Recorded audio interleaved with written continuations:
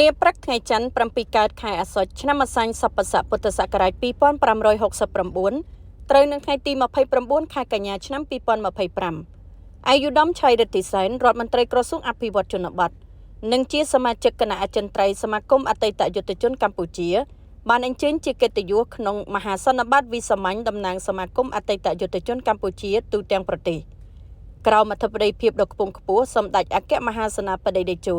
នាយឧត្តមសេនីយ៍ផុតលេខផ្កាយមាស5ហ៊ុនសែនប្រធានព្រឹទ្ធសភានៃព្រះរាជាណាចក្រកម្ពុជានិងជាប្រធានសមាគមអតីតយុទ្ធជនកម្ពុជា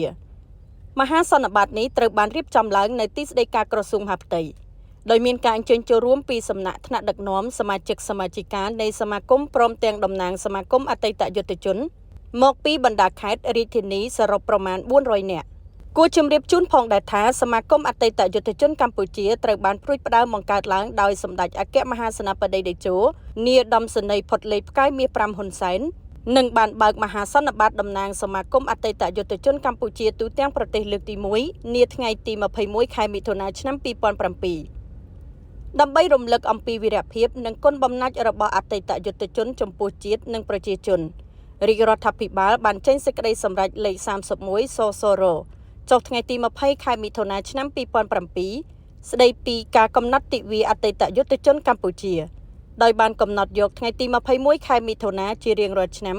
ជាទិវាអតីតយុទ្ធជនកម្ពុជាសម្ដេចអគ្គមហាសេនាបតីតេជោនាយឧត្តមសេនីយ៍ផុតលេខផ្កាយមាស5ហ៊ុនសែនគឺជាប្រធានសមាគមអតីតយុទ្ធជនកម្ពុជាពេញមួយជីវិត